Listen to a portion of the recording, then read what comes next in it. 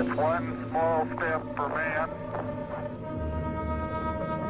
one giant leap for mankind.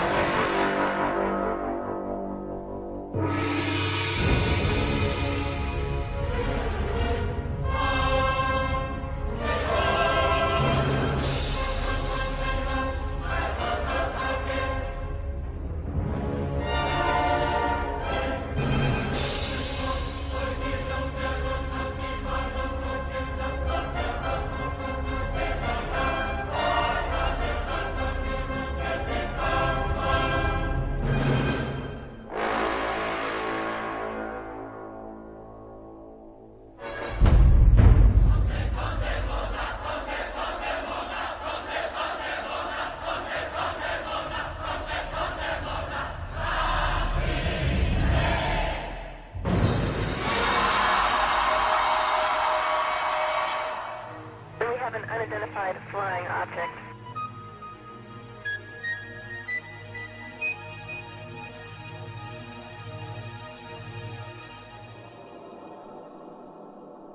Did it really happen? Did man really walk on the moon, just as Kennedy had challenged NASA to do?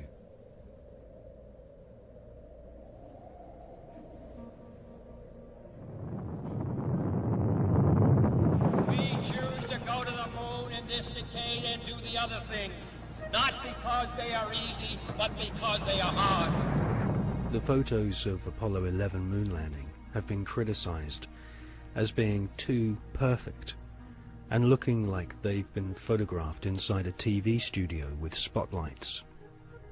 Bill Casing is an ex-Rocketdyne engineer who points out that there should be a blast crater underneath the lunar module, but there isn't. Award-winning filmmaker and photographer David Percy has written a book called Dark Moon, which shows that the famous Apollo 11 photographs were all shot using multiple light sources, something which can't happen if the astronauts were really on the moon.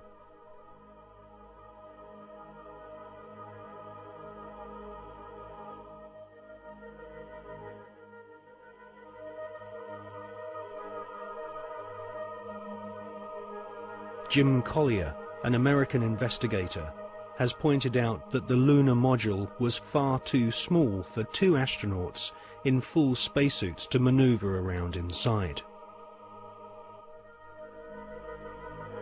Jim Collier also believes that some of the footage showing the lunar module blasting off from the moon's surface has been filmed using a rotating model, just like the special effects techniques Hollywood blockbusters use today.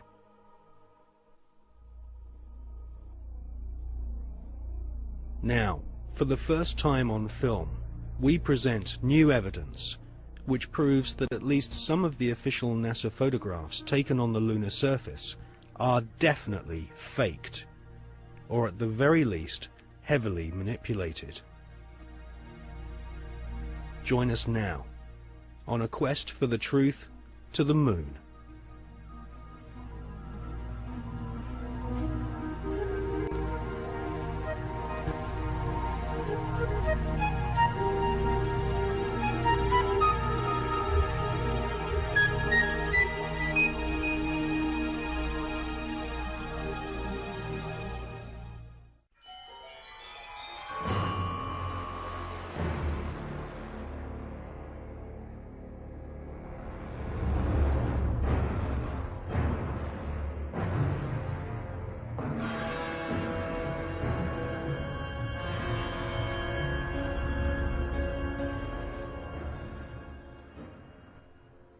In this film, we shall not only prove beyond all reasonable doubt that many of the official NASA images of lunar exploration are fake, but we shall also examine the motives for the biggest lie put before the world. Why did NASA repeatedly fake lunar images and photographs? Why did NASA stage lunar expeditions which did not happen? The answer will surprise you. It can be summarized in just two words: money and UFOs.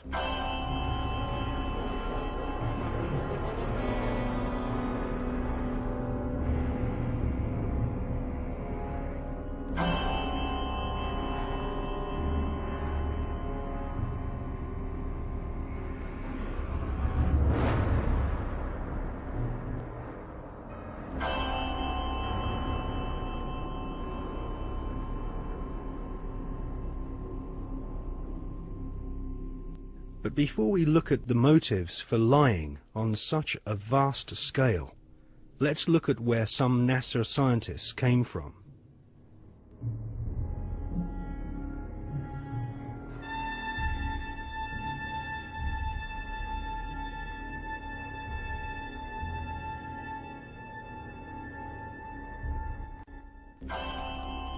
Peenemünde, Nazi Germany.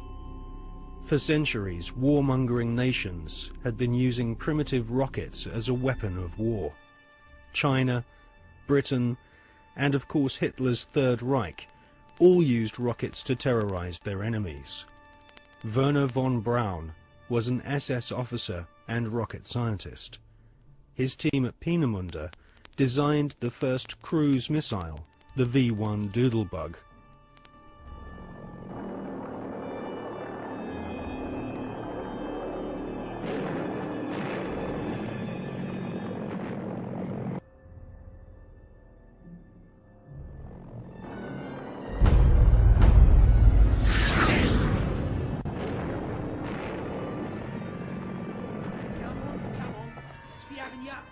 Come on!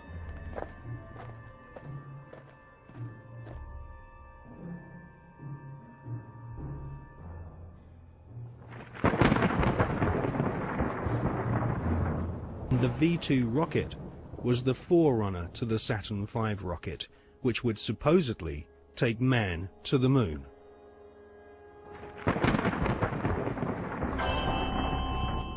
At the end of World War II, the American government were desperate to get hold of the Nazi rocket weapons, which had wrought havoc on the innocent people of Britain.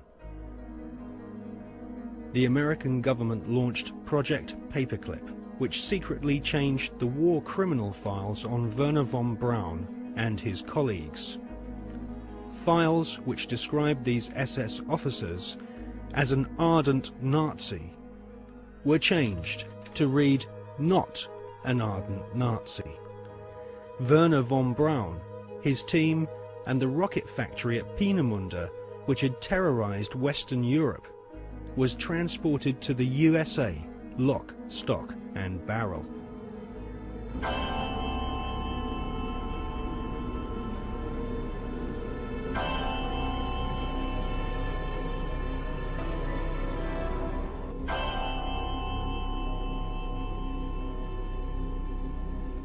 It soon became clear that the Nazis had a secret space program at Peenemünde and Nordhausen. The Hannibal craft utilized alternative propulsion systems such as vril power, possibly back-engineered from recovered crashed flying saucers.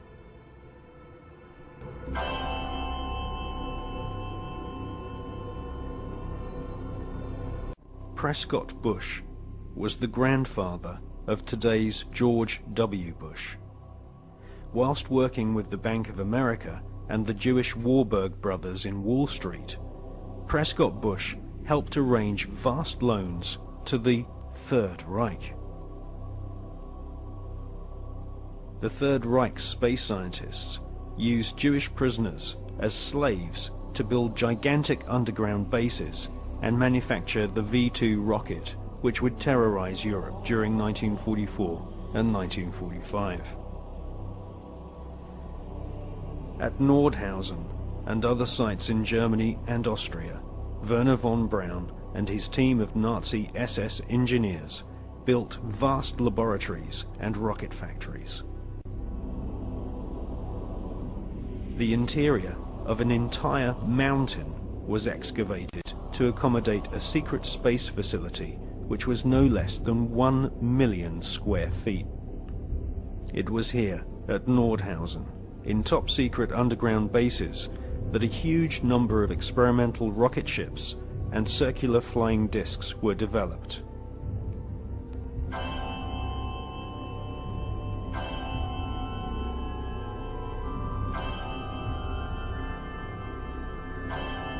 The prototype V-7 craft was powered by engines manufactured by BMW. The V-7 used 12 BMW 028 engines, which were powered with helium. radical fuselage shapes were developed, which would later lead to the emergence of stealth aircraft and the cruise missile.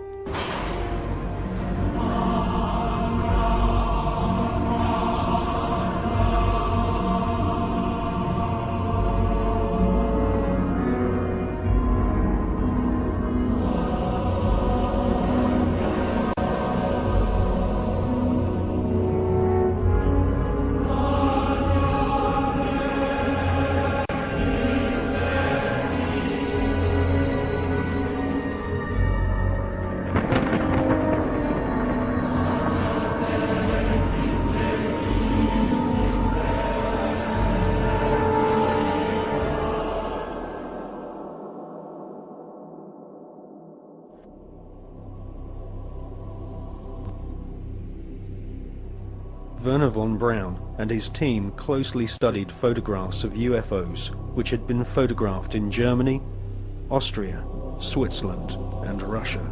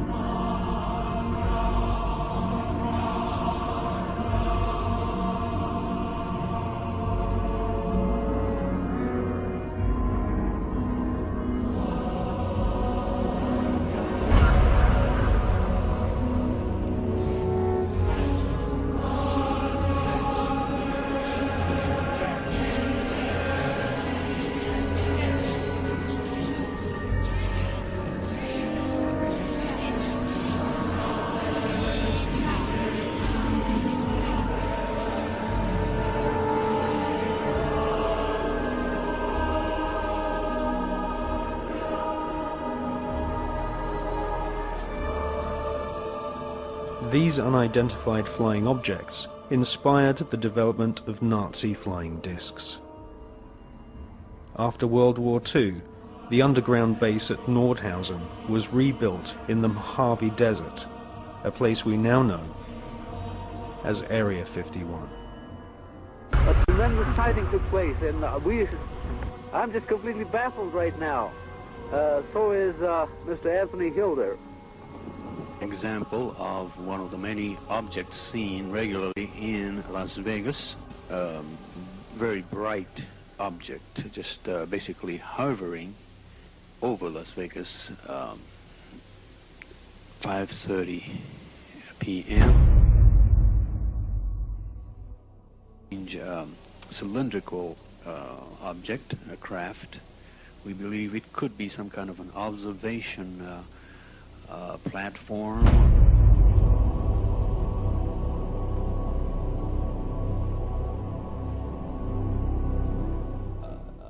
The volume of evidence is that the space program that appears on the television news and has done these last few decades is actually only there as a movie to hide the real program, which is actually exploring things that these guys already know are there. Is this secret agenda in which advanced knowledge that people in general never hear is passed on to the chosen ones that are chosen to have this information and to move it through the generations. The agenda for centralized control and all that stuff. And then there's the movie, which is there to hide all that. And the movie is the official version of events that pours out of the television. They're being sold a cover story to hide what's really going on, not just in terms of the space program, but in every area of our lives. I mean, what is the more classic and obvious cover story than weapons of mass destruction, we've got to go and get them? And clearly, you know, we see it was a cover story now. If you had a brain, you could see it was before. I've said in my latest book, Tales from the Time Loop, that we're looking at the Fourth Reich. And then I put under that brackets, or a continuation of the Third, which never ended. People have no idea, the general population, because no one tells them, of the fundamental connections between the Nazis. The people now think, oh yeah, the Nazis have gone, and the American administration. First of all, the Nazis were funded out of Britain and America. Why is it that they were taking their wages home in wheelbarrows during the Weimar Republic? Germany was in economic catastrophe. A few short years later, they have a war machine that's taking on the world. How did this come about? Anyone else? Well, let's ask the Bush family. Because, and this is not just me, other researchers have come up with this, and a guy called John Loftus, who is he runs the Holocaust Museum in Florida, that Prescott Bush, who is the grandfather of the present president, he was a major executive of the Harriman Empire in America. And they had a company called the Union Banking Corporation, the UBC, which interfaced with the banking and steel empire in Europe of a guy called Fritz Thyssen, who was named at places like the Nuremberg trial and elsewhere as a major funder of Adolf Hitler and the Nazis. And what Prescott Bush, who was the key executive in the Union Banking Corporation, was doing was funneling money and other resources through the UBC into Thyssen's empire, and then it went to the Nazis, and that's where the war machine came from, also through the Bank of England. Only yesterday, every business, every profession was part of Hitler's system. The doctors, technicians, clockmakers, postmen. Practically every German was part of the Nazi network. They believe they were born to be masters, that we are inferiors, designed to be their slaves. A number of companies in which Prescott Bush was involved in were closed down during the Second World War under the Trading with the Enemies Act. William S. Farish, whose grandson is now Bush's ambassador to Britain, William S. Farish III, very close friend and horse interbreeder with the Queen of England. His grandfather, William S. Farish, was president of Standard Oil, the Rockefeller Oil Company, when it was exposed as supplying the Nazis with oil during the Second World War, while they were supposedly in conflict with America. So what you had then was this CIA, British intelligence operation called Project Paperclip, which was to get the Nazis, the major Nazis, with all and a lot that with tremendous knowledge that are not registered by history, out of Germany so they would be safe, and into South America and North America to continue this agenda up to the present day. And so this is why you have Nazi after Nazi turning up as founders of and creators of NASA and all these other institutions, the CIA, that appeared immediately after the Second World War. T-minus 2 minutes and counting, and the countdown continues to move along smoothly. Now in the terminal countdown portion, we're standing by now to begin pressurization of the fuel tank. The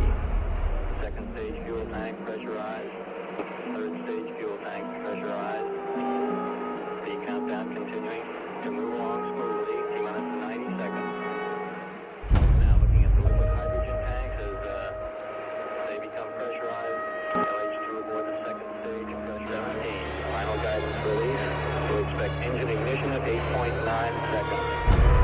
10, 9, 8, 7, ignition. Started. All engines are started. We have ignition. 2, 1, 0. We have a liftoff. We have a liftoff. And it's lighting up the area. It's just like daylight here at Kennedy Space Center as the Saturn V is moving off the pad. It has now cleared the tower. Mission control reporting. The launch vehicle maneuvering to the proper attitude. Everything looking good at this point.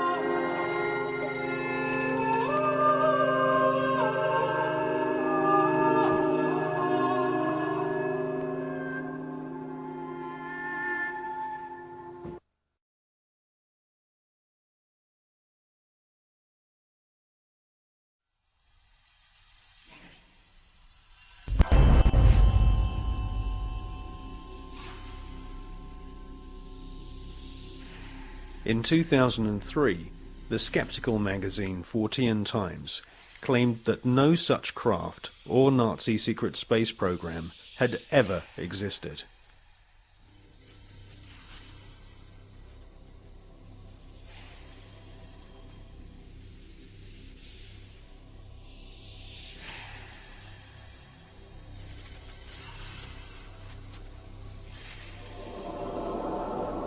But we have been given patents from leading German manufacturing companies, including Juha, Krups and BMW, which prove beyond all reasonable doubt that Hitler considered the Nazi secret space program a top priority.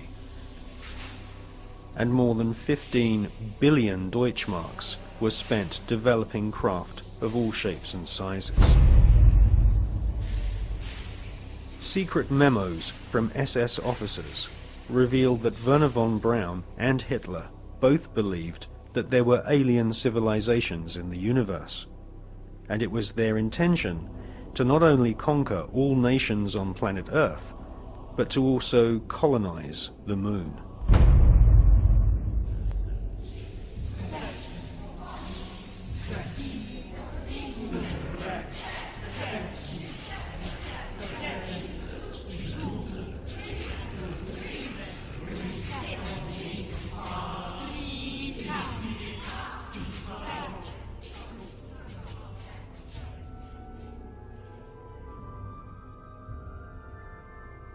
Gentlemen, the conquest of outer space is the greatest technological challenge of the age in which we live. The first decisive step in the conquest of space will be the placing of an object into an orbit wherein it will indefinitely circle the Earth. 1954. Sputnik 1 shocks the world and puts the USSR way ahead in the Cold War. Sputnik 2 takes a dog into space, the first living creature to leave the face of planet Earth. Russia then shocks the world by sending an unmanned probe to the moon. Meanwhile, the US Army plan Project Horizon, a plan to colonize the moon with Americans. This plan was soon abandoned when the true nature of the hostile environment of outer space was discovered by American and Russian scientists.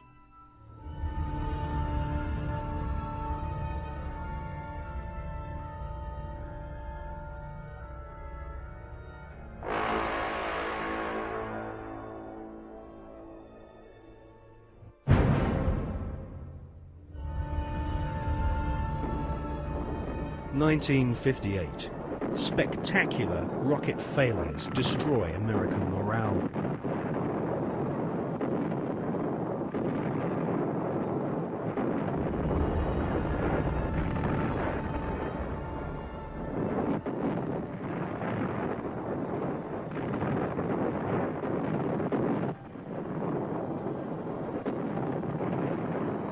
the Explorer 1 space probe confirms planet Earth is surrounded by dangerous radiation. Radiation so powerful that it could cause nausea and cancer. The Van Allen radiation belts and solar particles from the Sun are extremely hazardous to humans. Space is also full of micrometeorites which can rip through spacesuits and metal in the blink of an eye. Meanwhile, Russia celebrate getting the first man into space, Mr. Yuri Gagarin.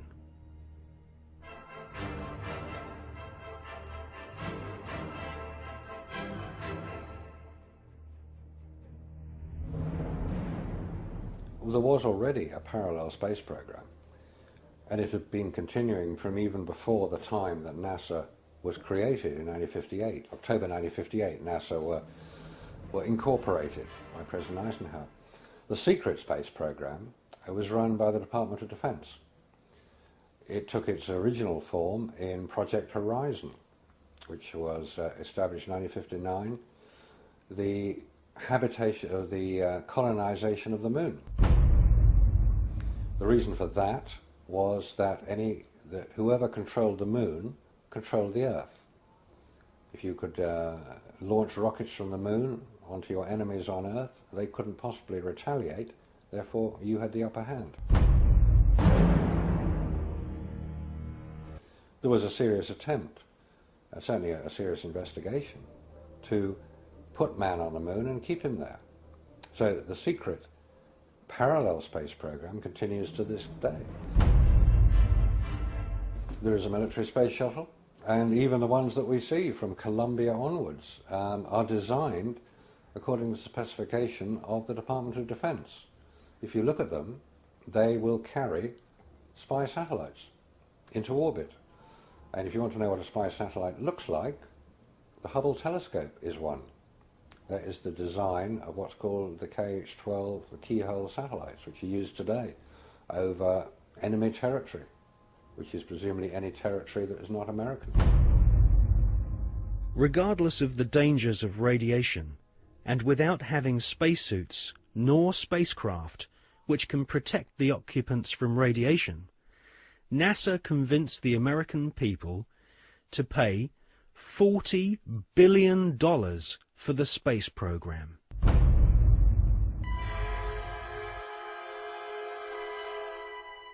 The most lethal forms of radiation, of course, are at the higher end of the spectrum. That's gamma rays and X-rays. We know what ultraviolet can do. If you stay out too long in the sun, you get sunburn and skin cancer and die, and it's all very sad. But gamma rays, and X-rays especially, are particularly lethal to humans, unprotected humans. There was no protection that I have been able to identify. I've found no reference to it. I found nothing that will tell me what level of protection is offered, so I have to assume none was. I've contacted the manufacturers of the spacesuits, and they said there was no radiation protection built into the spacesuits, because I asked them if these same spacesuits could be used by technicians to go to Chernobyl or 3 Mile Island, because the nuclear reactors produce the same radiation as produced in space. They said no, not advisable, no protection. Ex-Nazis were now in charge of vast amounts of tax dollars. In today's value, the Nazis at the heart of the NASA space program were given more than $600 billion. All NASA had to do was announce a new space project, and the money was handed over so that the American government could save face in the Cold War. Alan Shepard and John Glenn were blasted into space using equipment which was still in the prototype stage. John Glenn reports UFOs to Mission Control, which he describes as looking like fireflies, similar to the Foo Fighters reported by pilots during World War II. Werner von Braun and Hermann Oberth were later to confess that they both believe alien life forms exist and may have already visited planet Earth in the past.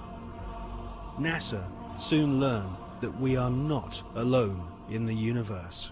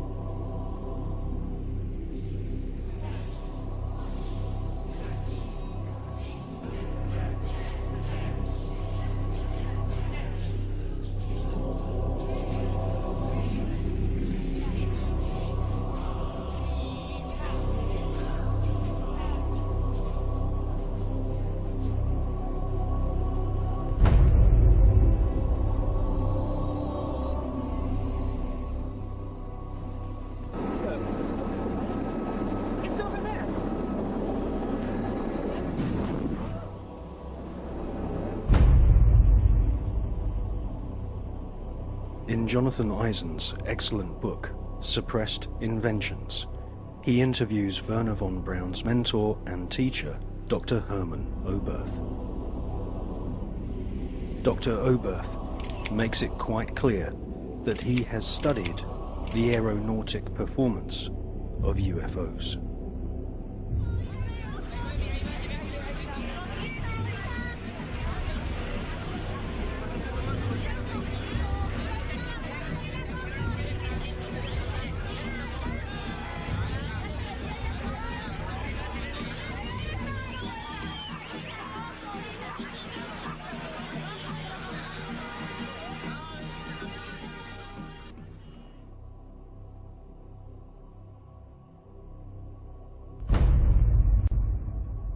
In 1972, Dr. Hermann Oberth made the following statement.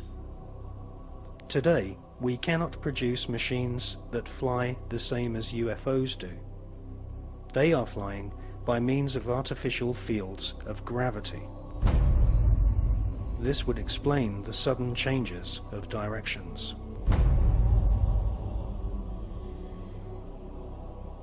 This hypothesis would also explain the piling up of these disks into a cylindrical or cigar-shaped mothership upon leaving the Earth. Because it is in this fashion that only one field of gravity would be required for all the flying saucers. Dr. Oberth then added, "We cannot take credit for our record advancement in certain scientific fields alone. We have been helped, and we have been helped by the people of other worlds."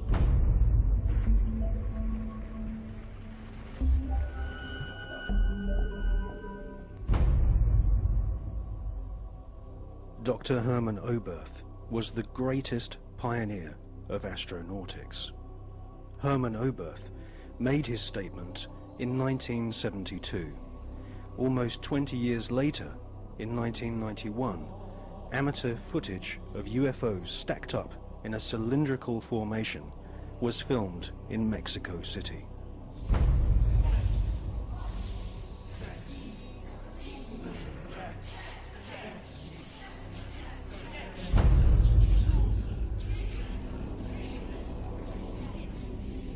It's a monopoly that is being conducted through science about the possibilities of finding life in a different planet or satellite in the space. We have many other reasons to believe that NASA has been lying in every respect. It's very difficult to know if the politicians know the real truth or not. We know that there is government inside the government.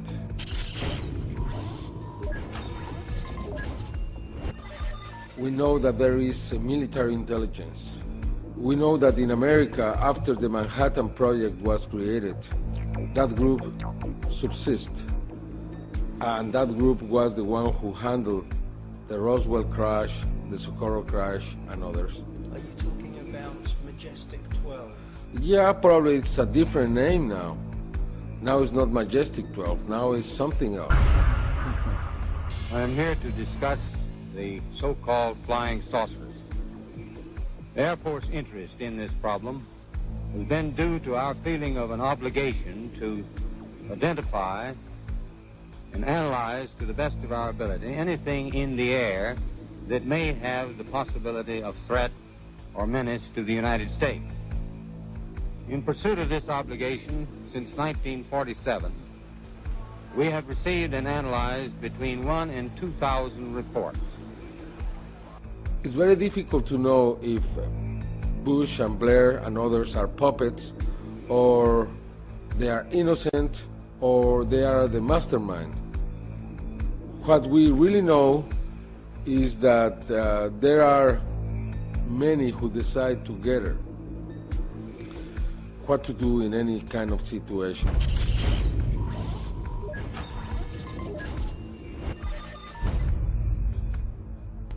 The Russians now have a very different policy around this phenomenon. We have to remember that when Gorbachev met Reagan,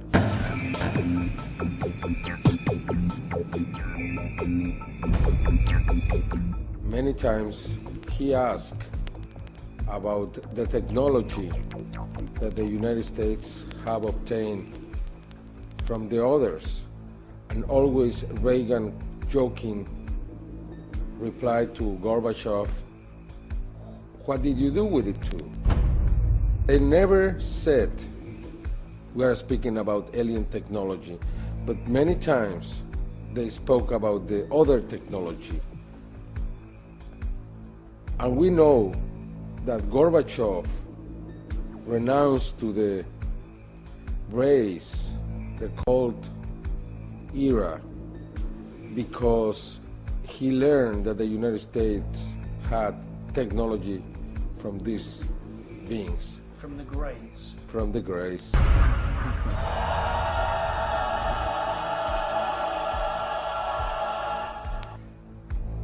From then on, we saw many cosmonauts talking openly about what they saw. We have different videos recorded by these cosmonauts where you can see strange things floating in the space. Non ho fatto in tempo a prendere la macchina fotografica o una videocamera perché è sparito da circa 7 secondi. А где вы летели? На какой части Земли? Newfoundland. Eravamo sopra il Newfoundland. Terra Nuova. We have also something very important, which is a video taken inside the space agency in Russia, where you can see the Mir surrounded by dozens of bright objects. This is Mission Control Houston. We are using the payload bay cameras right now to hopefully catch a glimpse of the Russian space station Mir as it performs an on-orbit burn. The payload bay cameras are positioned such that they're looking straight back behind the orbiter, where the Mir is flying at about 850 nautical miles behind it.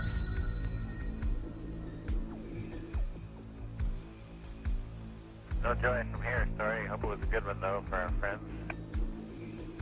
Thank you, sir. We could not see it here either. We'll wait 2 or 3 more minutes till sunrise, and then at that time give you a go for KU stow. We're at a mission lapse time of 7 days, 13 hours, and 17 minutes. This is Mission Control Houston.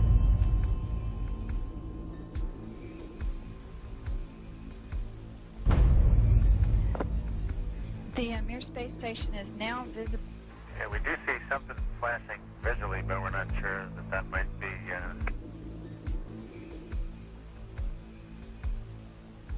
This shot was obtained by the shuttle, by the Americans. NASA never released that piece of video. It means that we have two different positions. One that is openly saying, yes, we have experience out in the space. That's the Russians. The Russians. And we have the other, which is the NASA explanation that there is nothing in there. They don't release anything. We have to obtain every evidence from an outside source, but not from NASA.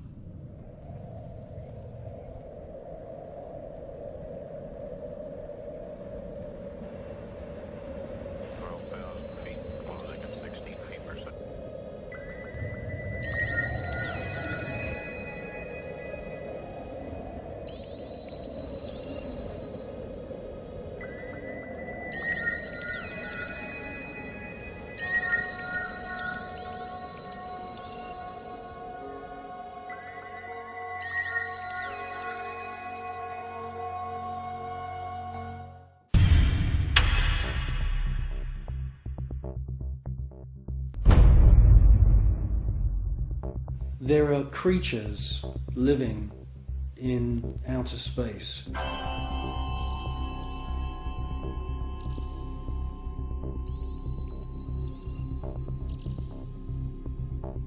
And I'm the first one to realize how crazy that sounds. Scientists would immediately say, well, that's impossible. There's ultraviolet radiation in space. Without having a craft around you, you'll die. Well, all I can say is that these, I call them space serpents, they do exist.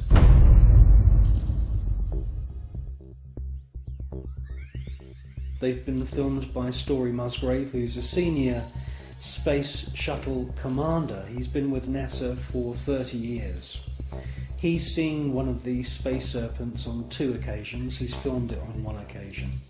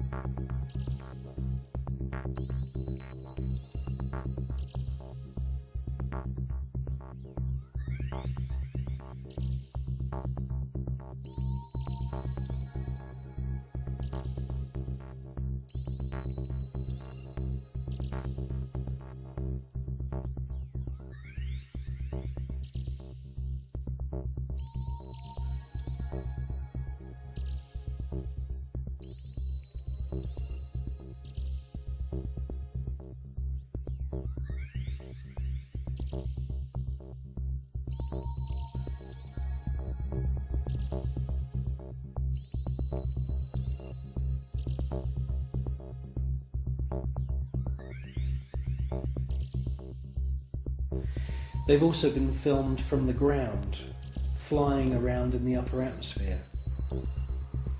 Now, quite frankly, we don't know anything about the life cycle of these creatures, but they do fit in with the descriptions of other kinds of critters, other strange looking creatures that astronauts from the very early days of NASA have reported. I suspect that they use some form of photosynthesis, and I suspect that they hydrate themselves by flying in the upper atmosphere of planets. One important thing I must say though about these space serpents is that there are about 7 or 8 very, very important ancient sites, temple sites on planet Earth, most notably in Mexico. And these temples are dedicated to the memory of flying serpents. And this is what we see in this footage, is flying serpents.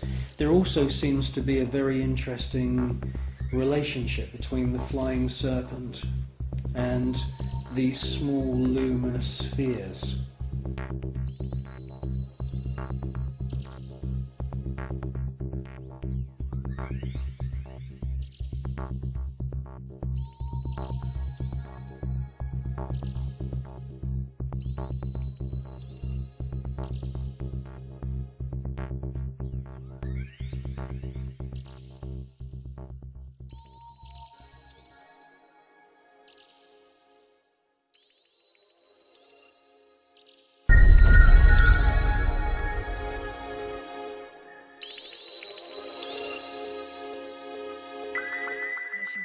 Houston, we are using the payload bay cameras right now to hopefully catch a glimpse of the Russian space station Mir as it performs an on-orbit burn.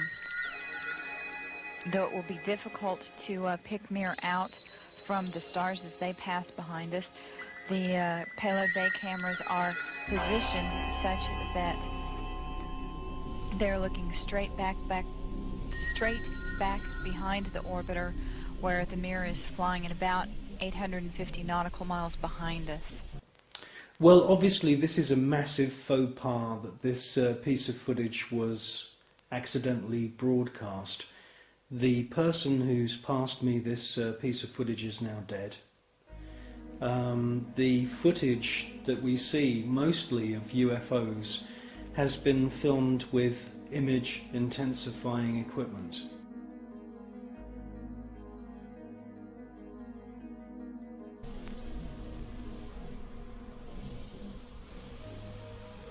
No joy from here, sorry. Hope it was a good one, though, for our friends. Thank you, sir. We could not see it here either. We'll wait 2 or 3 more minutes till sunrise, and then at that time give you a go for KU stow. We're at a mission lapse time of 7 days, 13 hours, and 17 minutes. This is Mission Control, Houston.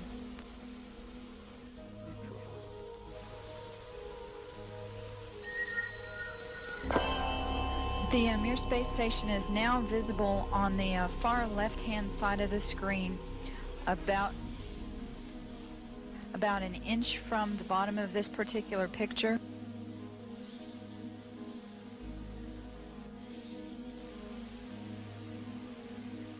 Okay, the Mir space station is the small flashing light in the center, about an inch from Camera Charlie on a monitor. The left-hand side of the screen. It's slowly... Tally ho on the camera.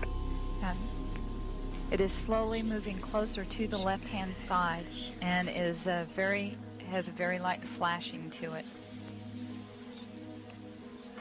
We think on the middle of the screen, way to the left-hand side.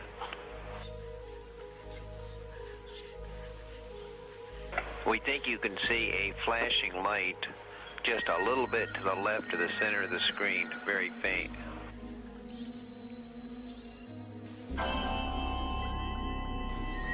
Yeah, we do see something flashing visually, but we're not sure that might be...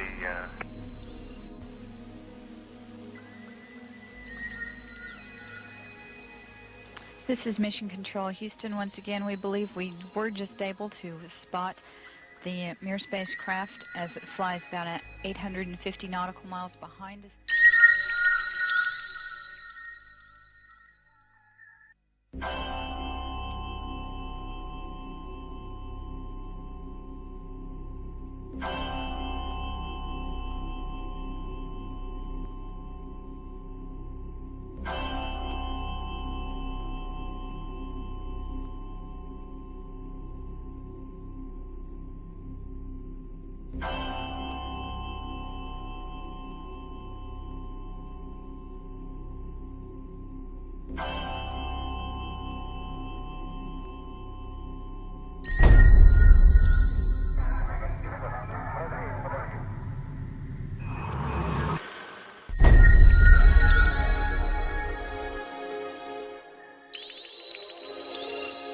Yes, STS-80 was a very, very strange space shuttle mission. What we see is a lot of activity. It can't all be put down to natural phenomena. James Oberg at NASA and all the other pundits at NASA would love you to believe that these are all ice crystals and space junk and debris. Quite frankly, if there was that amount of debris, that sheer number of shooting stars flying around in close proximity to the space shuttle and the Mir space station, it would be not safe to put craft up into space. A piece of rock just a few millimeters across, travelling in the opposite direction of the space shuttle, would rip through the entire structure of the space shuttle and cause a fatal accident.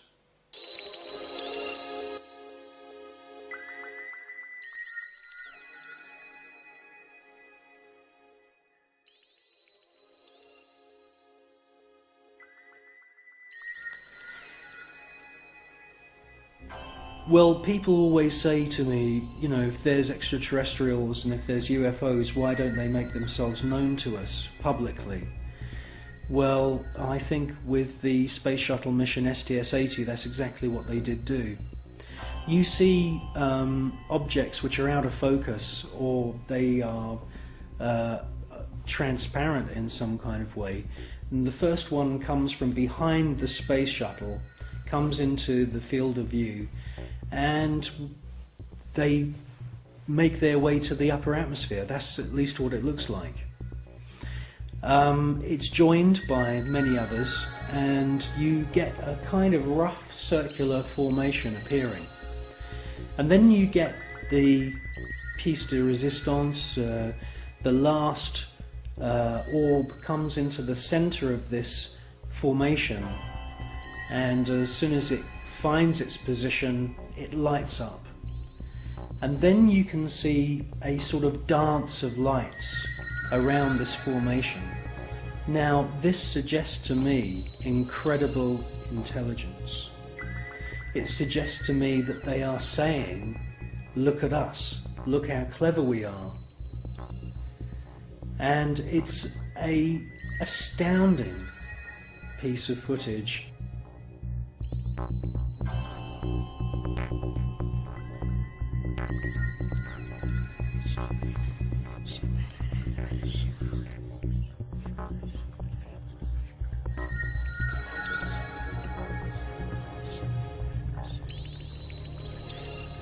These extraterrestrial craft are attracted to thunderstorms, and many times we see lightning on the surface of the planet or in the atmosphere of planet Earth. And as soon as these electric storms start, the UFOs swarm into the area. It's almost as if they're harvesting the electromagnetic energy within the atmosphere. And in actual fact, there are unseen forces in the atmosphere, etheric flows of what the German scientist Wilhelm Reich described as orgone energy, and it could it could be possible that these UFOs are sucking energy from these electric thunderstorms on planet Earth, and this is where they're getting their energy from. You should concentrate on the first object that appears, and you will see that it holds its position. Many TV stations have actually broadcast this STS-80 footage, but they only show you the few seconds of the large glowing orb coming from the lower atmosphere.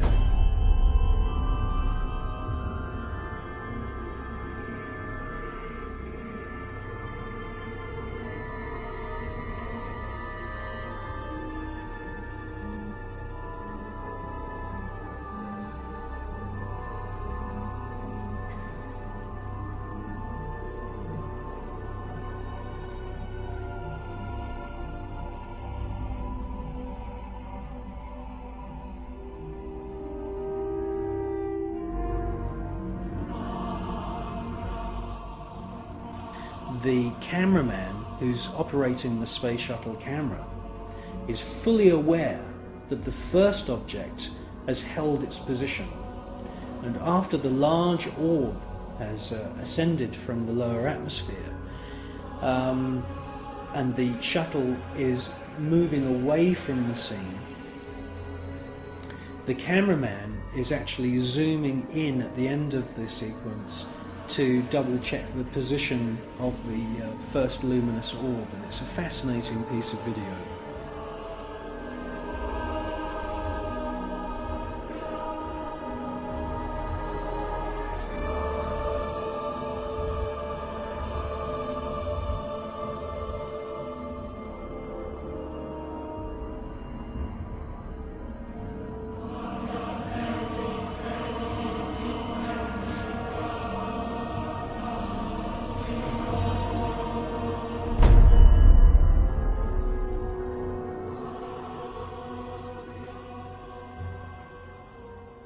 A few years ago there was an astounding book published. It's called The Day After Roswell, and it's written by a gentleman called Philip Corso, who's now dead. He had a military career that lasted more than 20 years, and during that time he served at the White House, and then he was a senior official at the Pentagon. And in this book, which is an astounding book, he clearly says that there is a war going on in space.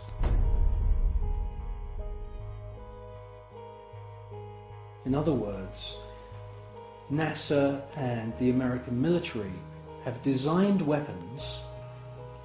He says in his book that some of the weapons are based on patents of the genius inventor Nikola Tesla.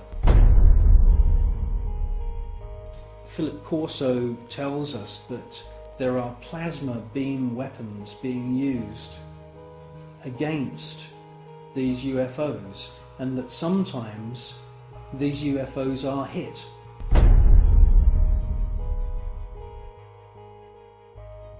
A special team then travel out to wherever it is in the world and collect the wreckage. Now, from the wreckage they back engineer any useful technology. In his book he clearly states that microchips, semiconductors, fiber optics, lasers, many other new metal alloys have all been back engineered from wreckage which they've collected from UFOs which have been shot down by the American government.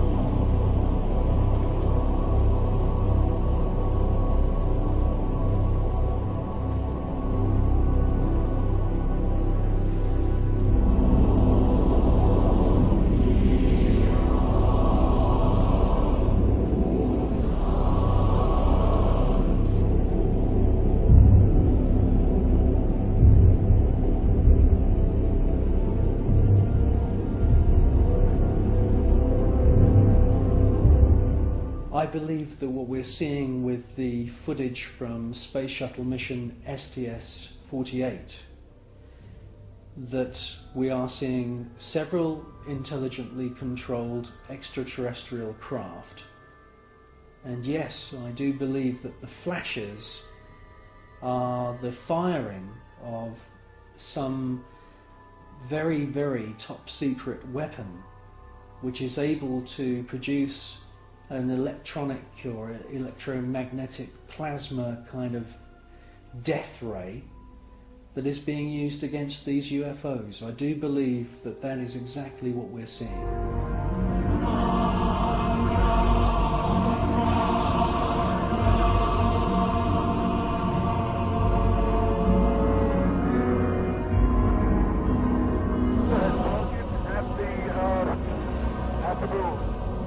The tether has broken. It is going away from it. Get it on the TV.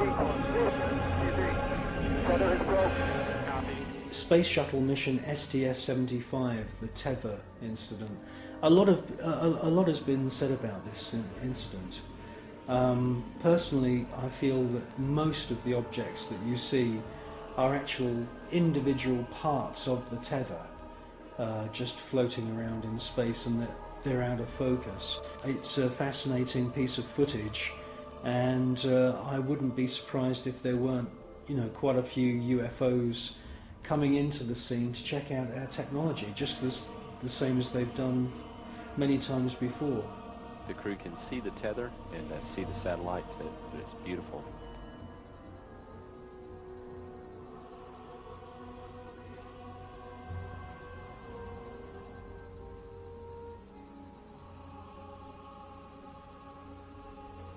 This view showing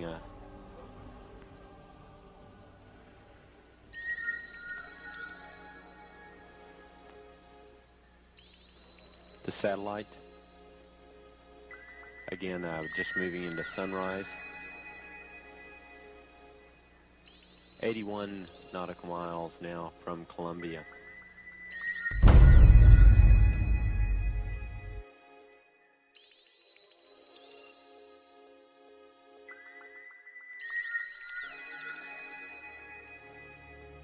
You clearly hear one of the astronauts being told there's an object at your 11 o'clock position.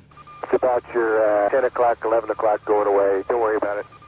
And the other astronaut, who's obviously in the know, says don't worry about it. Out there. I'm not sure what you're talking about. I suspect that the senior astronauts, the astronauts who've been up more than just once, are fully aware that there is a very large number of unexplainable objects flying around. Never mind.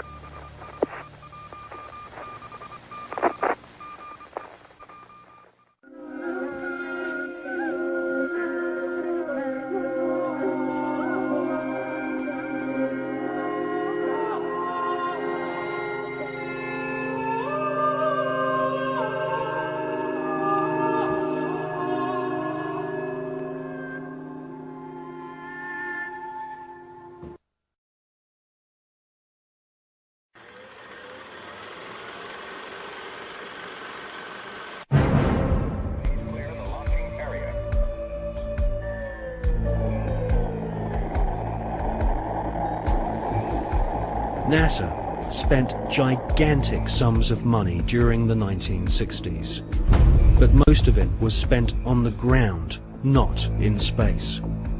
Huge American corporations, many of which were manufacturing hardware for the military, made gigantic profits designing space vehicles and, more importantly, life-sized models of spaceships, and even huge stage sets resembling the lunar surface. Someone in NASA had realized that after taking billions of dollars from the American people, if they couldn't make it to the moon, they would fake it to the moon. Obviously, if you're going to somewhere that nobody has been before, you need to have a simulator which recreates that environment as closely as you can. if you're going to the moon, you recreate the surface of the moon. And here we see a section of the lunar surface created. It's about 30 foot high, 30 foot long, 35 foot long. Scale is given by the two people standing in front of it. There were plenty of simulation exercises, but the point is, and this should be taken into account in virtually everything that is discussed with the Apollo program, 400,000 people may have worked on the program in total, but none of them had a need to know more than his own job required. The people who were making the rockets didn't know what the people who were making the spacesuits were doing, and because they had no need to know about that. Their job was to make the best models and the best simulation of the lunar surface that they could. And if we come up to this picture here, we see the three scales on which these models were built. We have here the whole moon as one unit. It stands about 20 foot high. We have here behind it a section of the surface of the moon. You'll notice it's curved. And here we have a more detailed section of the lunar surface. What you're saying is that the images which we're told show a camera pointing out the window of the lunar module as it's coming into land on the moon could well have been filmed previously using these large-scale models. That's right. It could well be that what we are looking at are films of realistic models. We have no means of knowing if they were actually taken on the lunar surface or whether what we're watching is part of the simulation exercise and the training exercise. And you'll notice here on these models there is a camera track. A camera starting at this end, coming down here, would approach the moon or appear to approach the moon and become ever closer towards it. It's exactly what you would expect to see if you were flying to the moon. This is a simulation rig that was built. This is the command and service module of the Apollo program. And you'll notice that the window here looks out onto a block here. There's another one here. They're curved. These are the screens onto which the lunar surface was projected as the craft made a simulated approach towards the lunar surface. Is what we're seeing a mixture of fact and fiction? It is fact. It is fiction. It's mixed together. It's hard to separate them until you examine it closely. If a spacecraft is in deep space, the only possible explanation for a light seen through the window of the spacecraft is the sun. It's the only bright light in space.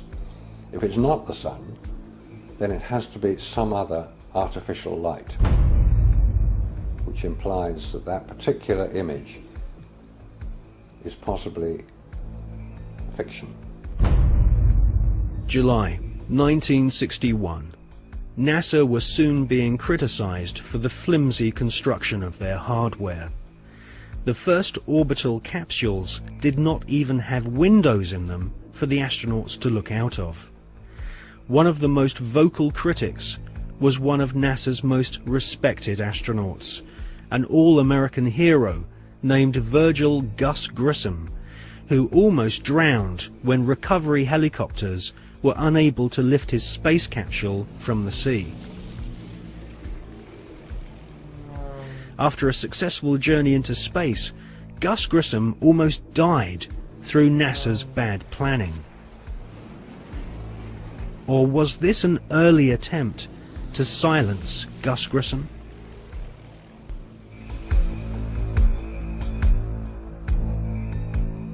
May 1963. Astronaut Gordon Cooper experiences re-entry problems in his Faith 7 rocket ship. 7, 6, 5, 4, 3, 2, 1. Roger, and lift off, and the clock is operating. Start the clock. Take my 7, base 7 on the way.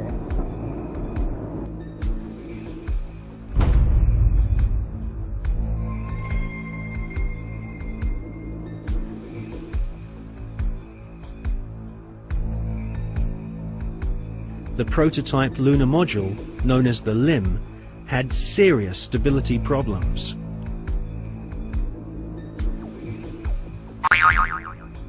At this stage, there was no guarantee that even if NASA managed to get a spaceship orbiting the moon, they could land safely without killing the crew.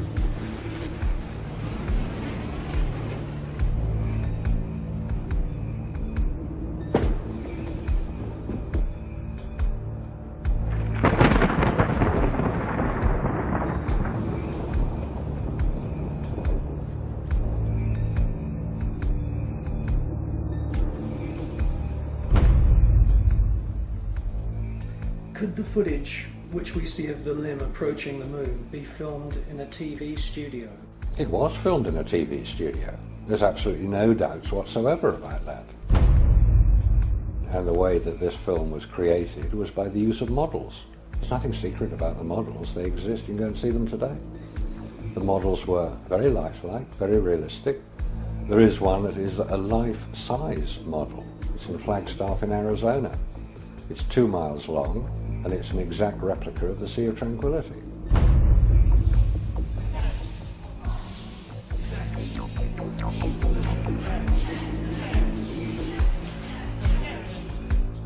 The photographs were used to create from those images the replica of the Sea of Tranquility, so that if it was flown over in a helicopter, it would appear as if it was a spacecraft approaching a similar area to land. So yes, all the scenes of the lunar surface were filmed on Earth.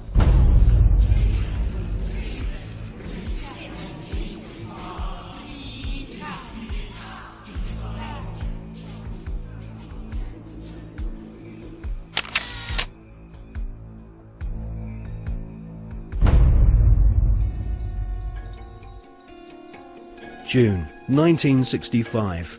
Gemini 4 is launched and the first man walks in space.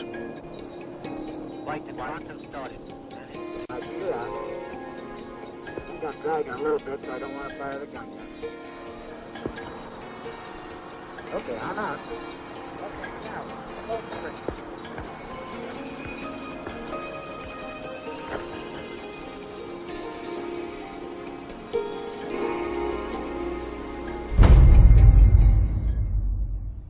Extensive rehearsals at docking spacecraft were performed in low Earth orbit.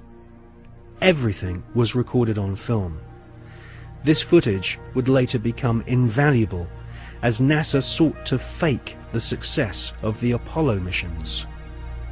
Meanwhile, more problems occurred. On Gemini 9, the second spacewalk had to be cut short due to problems with the astronauts' oxygen supply. On Gemini 11, another attempt to walk in space was curtailed due to fatigue. Was this a sign that cosmic radiation caused nausea and fatigue?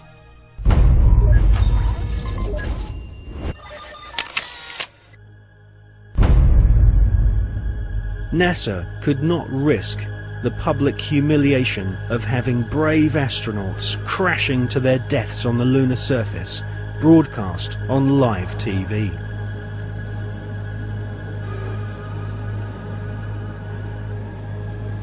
NASA's Nazis knew that a major catastrophic failure on the moon would cause the billions of dollars of funding to be immediately cut. Anyone with the most elementary grasp of science could tell that the Saturn V rockets were merely big versions of the Nazis' V-2 killing machines.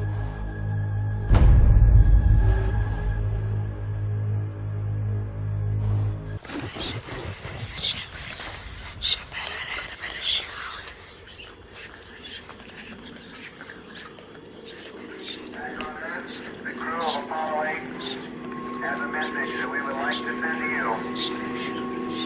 In the beginning, God created the heaven and the earth.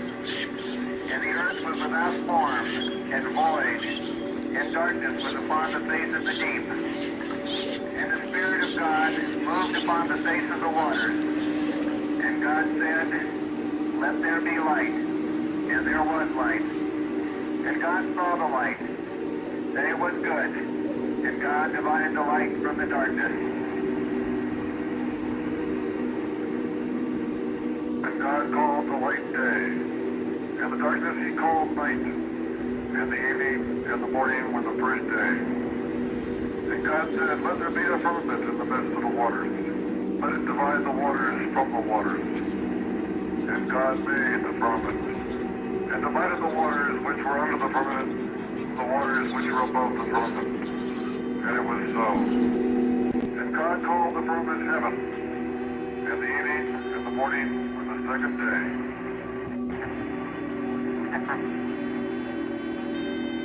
God said, let the waters under the heaven be gathered together into one place, and let the dry land appear. And it was so. And God called the dry land earth, and the gathering together of the waters called he seas. And God saw that it was good.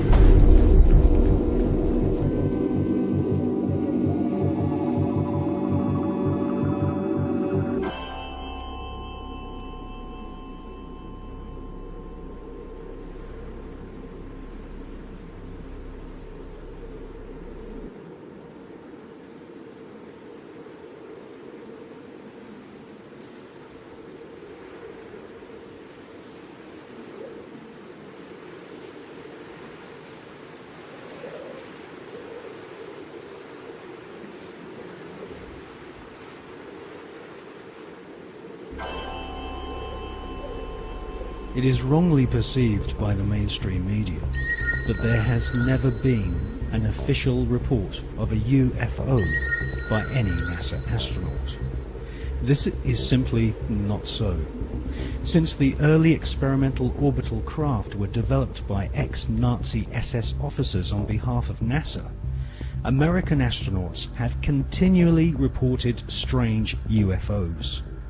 In many cases, photographs and even film was shot of these mysterious, unidentified flying objects. During his pioneering orbital flights in the Gemini 7 capsule, NASA astronaut Jim Lovell clearly alerted Mission Control of a bogey at 10 o'clock high. Capcom at Houston asked James Lovell if he had an actual sighting of a UFO. Lovell answered, "We have several, an actual sighting." Gemini 7 here, Houston, are you ready? That's clear. 7, go ahead. I told you at 10 o'clock high. This is Houston. Say again, 7. We have a bogey at 10 o'clock high. Roger.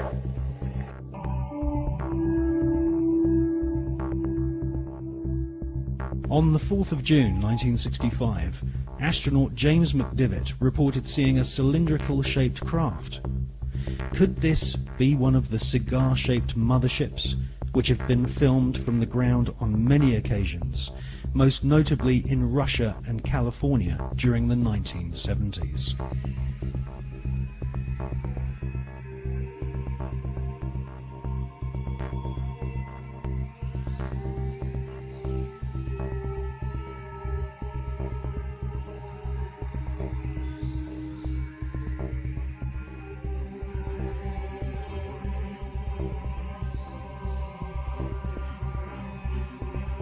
Former astronaut Gordon Cooper has publicly stated that his interest in UFOs was one of the reasons why he became an astronaut in the first place. In 1978, Gordon Cooper attended a meeting of the Special Political Committee at the United Nations General Assembly in order to discuss the UFO phenomenon. In a letter signed by Gordon Cooper, he said, "I believe that these extraterrestrial vehicles and their crews are visiting this planet from other planets. In 1951, I had the opportunity to observe flights of UFOs of different sizes flying in fighter formation from east to west over Europe." In a tape-recorded interview given by Cooper in 1973, he stated, "For many years I have lived with a secret, in a secrecy imposed on all specialists in astronautics. I can now reveal that every day in the USA, our radar instruments capture objects of form and composition unknown to us." I wonder, did you have anyone call you about a strange plane or airplane or something in the air? Where? It was coming down Sampson Drive. I don't know what it was. If it was a flying saucer. What did it look like, ma'am? It was like almost like an iridescent color. It was like a bluish purple. I could see a red glow up in the sky. It was huge. These people are serious. They're very upset. Whatever it was lit up. I mean, literally, if you were underneath it, you could see it would be like daylight, but red light. It changes colors from white to red to green. The sucker has not moved. We have multiple departments right now that have sightings on it. This is not a prank phone call, I swear to you. No, is it? They're sitting stationary. I got 3 of them. What do they look like?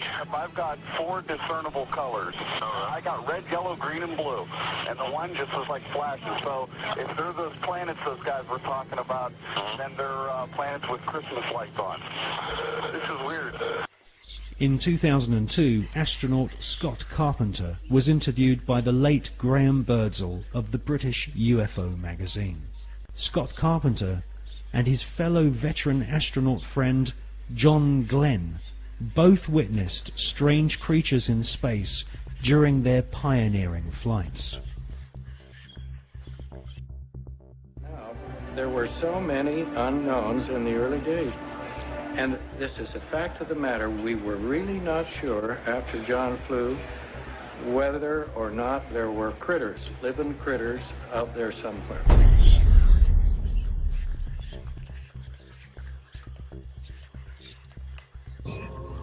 После этого, значит, у нас что-то закрутится, мы все ведем, потом начинается проверка.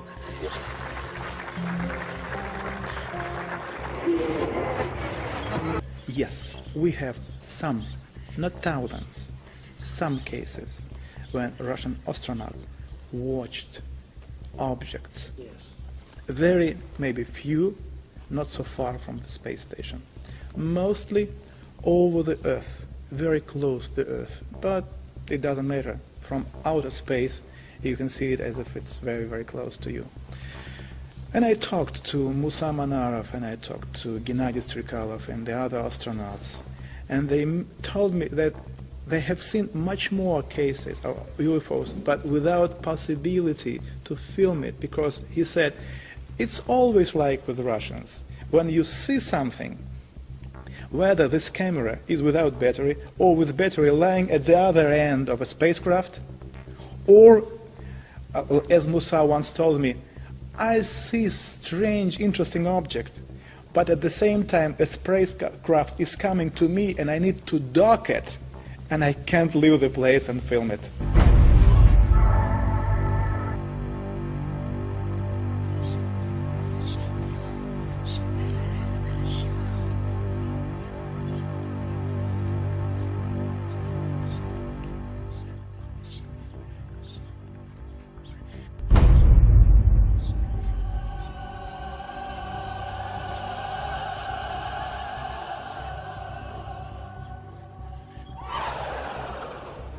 You know, we have been investigating this particular question, and we came to very interesting conclusions.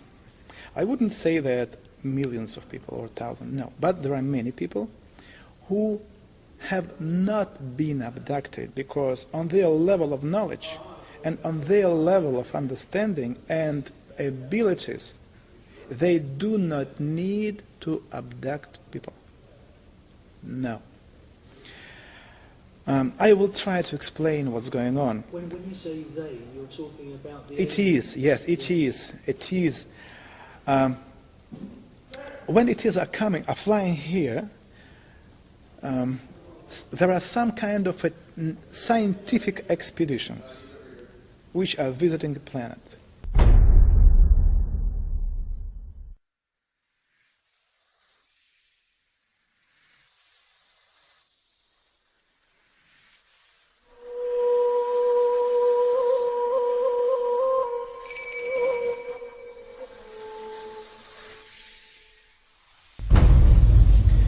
For us it was very unusual to find out that the deepest and the first, the most important interest for them is the God. Who is He? They are looking and searching for God, and His creation, ways, understand everything. And they can learn it only in one way, if they learn and check how big human groups are behaving, kind of a invisible influence, and how people are reacting. At the same time, there is another very interesting technology. When they meet a person, they take from a person kind of an informational hologram. This hologram, which any human being have, contain in itself information about previous lives, about present life, and something about possible future. They take this hologram, informational hologram, and then to be able to read it, to decode information, they need to have a special key. This special key is the sample of your way of thinking. For this reason, to have this key, they somehow transmit into your brains a hard idea, like, just an example, you are living wrong. You broke our laws on this planet. This is the reason why very soon, when the sky became dark, thousands and thousands of people will die, and only few of them will stay alive. And at this particular moment, when a human being starts to analyze this information, they just read it, like they take it like from a computer. Hops, that's it. They don't need anything. They take this hologram, they take this key, and then keeping this hologram anywhere there, they can have any information about a human being and what's going on with him and his surroundings.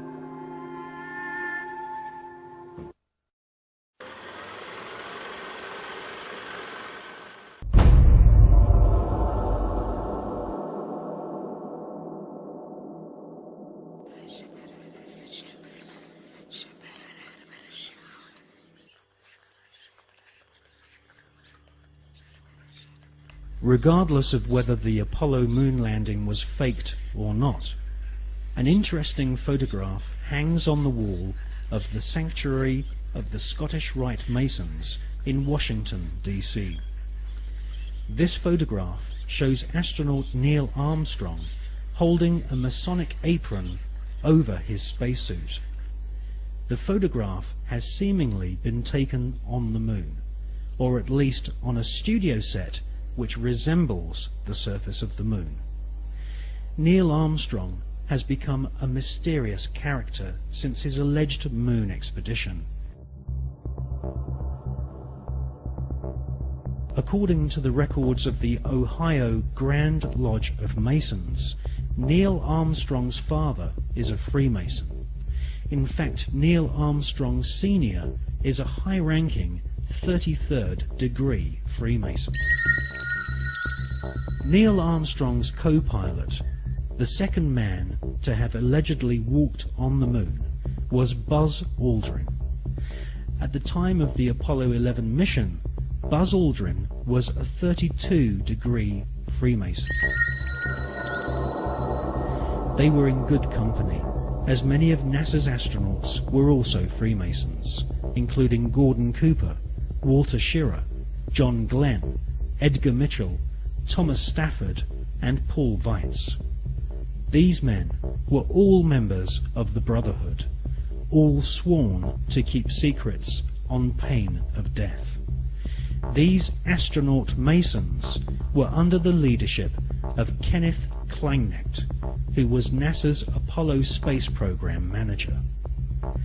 According to an article and photograph published in the Masonic magazine Scottish Rite Journal, upon his return from the moon, Brother Buzz Aldrin presented a flag to Sovereign Grand Commander Smith, who was the Supreme Commander of the Supreme Council of 33rd Degree Masons of the world.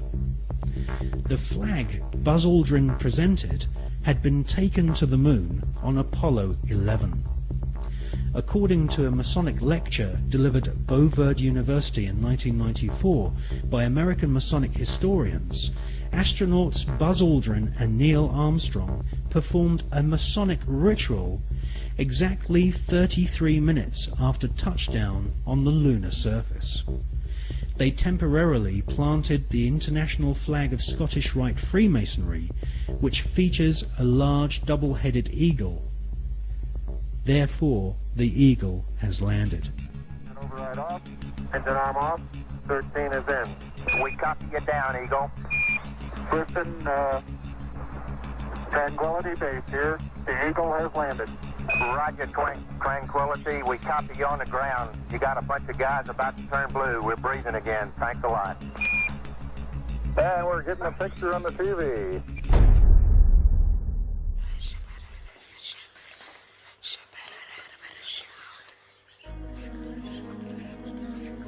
The short Masonic ritual Armstrong and Aldrin allegedly performed declared the celestial body of the moon to be the property of the Masonic God. Who is the Masonic God? As confirmed by former Supreme Commander of the 33rd Degree and Grand Wizard of the Ku Klux Klan, Albert Pike, the Masonic God is Lucifer.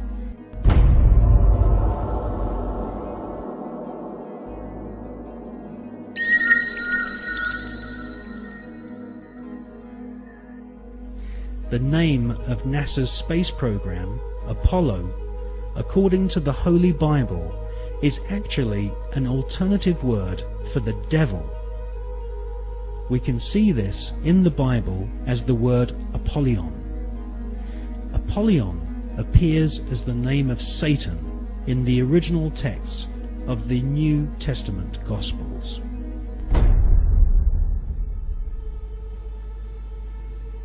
Like Christopher Columbus and many explorers before them, Armstrong and Aldrin used a flag to claim territory for their monarch. Upon their return, NASA Space Program Manager Kenneth Kleineknecht invited the Apollo crew to a secret Masonic ceremony, which saw Kleineknecht's brother be appointed to the Sovereign Grand Commander and titular head of all Scottish Rite Masons throughout the world.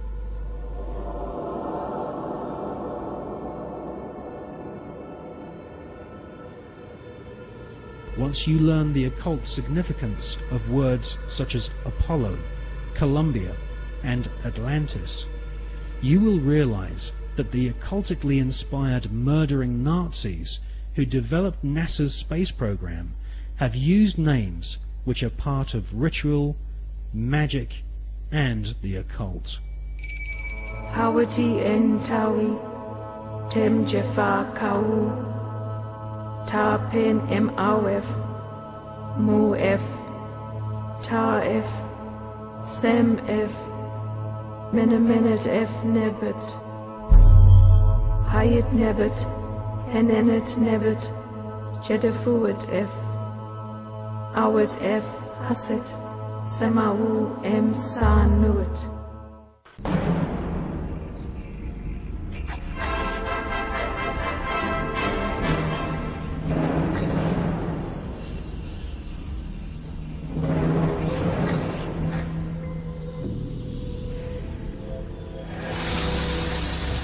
Mike, what I keep imagining is if I'm a lonely traveler from another planet, what do I think about the Earth from this altitude?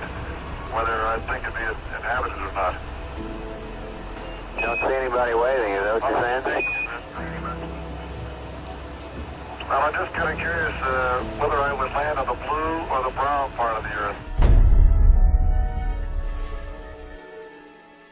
On the dark side of the moon, the secret face of our satellite planet, which only a few men in living history have ever seen, there lies a star-shaped crater called Parsons Crater, named after the rocket scientist John Parsons. John Parsons is known by several names. He was born under the name Marvel Whiteside Parsons and soon became involved in the occult. Charles Taze Russell, who invented the Jehovah's Witness movement in America, predicted that the beginning of the end of the world would commence on October 2nd, 1914. On this very day, rocket scientist John Parsons, better known in occult circles as Jack Parsons, was born.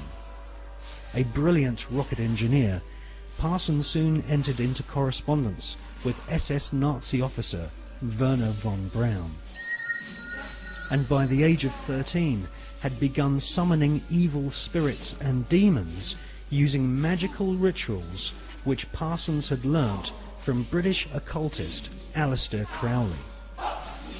Aleister Crowley styled himself as the Beast, and Jack Parsons referred to Aleister Crowley as his father.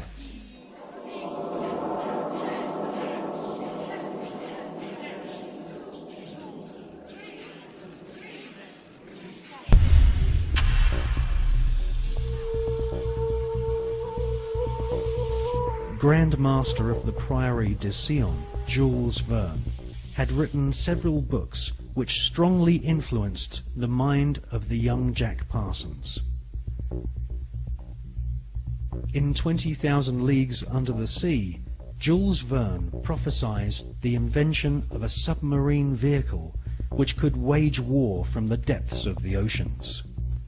In newspaper reports read by the young Jack Parsons, he saw German U-boats launching futuristic torpedoes, travelling under the sea and causing death and chaos.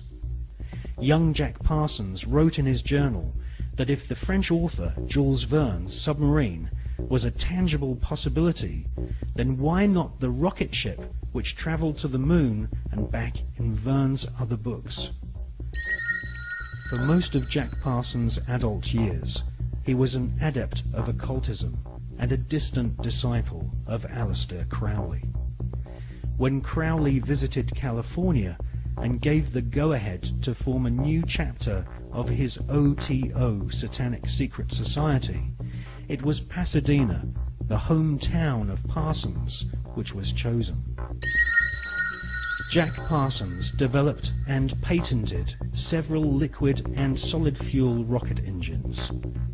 His patented designs are still being used to this day on intercontinental ballistic missiles such as Polaris and the Space Shuttle. The Polaris nuclear missiles use Parsons rocket technology, which has a pentagram-shaped void impressed into the solid rocket fuel to aid faster burning. Parsons also patented an acid aniline mix, which was used on the first generation of Titan nuclear missiles, used to deliver deadly warheads and also used for high-level atmospheric tests.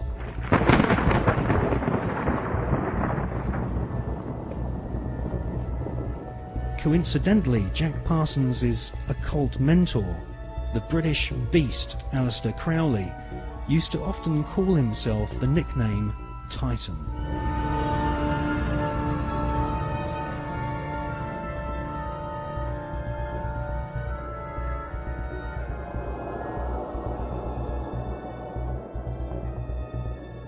On April the 15th, 1942, Parsons demonstrated a plane powered by two liquid fuel rocket boosters at Edwards Air Force Base.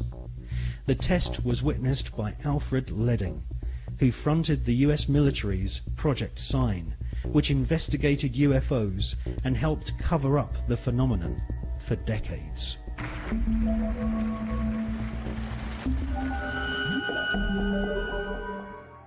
Jack Parsons revered the English Satanist Aleister Crowley, and eventually became the leader of one of Crowley's secret cults called the OTO.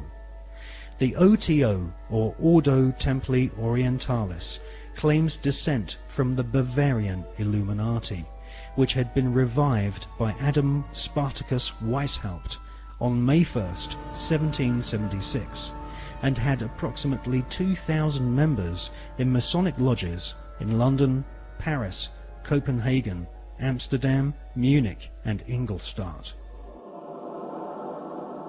The Illuminati was essentially controlled by European, Germanic, Jewish aristocrats, who sought to replace the church, government system and national identity of nations with an Illuminati-controlled superstate.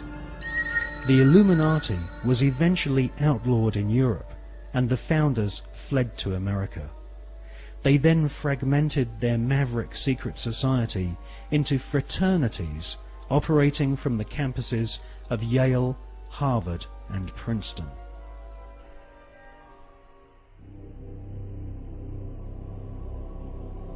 From his pulpit in Brooklyn, New York, charlatan priest Charles Taze Russell prophesied that from October the 2nd, 1914, the beginning of the end of humanity would commence, with the emergence of the Antichrist and Babylon the Great, as foretold in the Bible's Book of Revelation. Jack Parsons, born on that prophetic day, would later attempt to invoke the incarnation of Babylon and also sign an oath stating that he was indeed the Antichrist.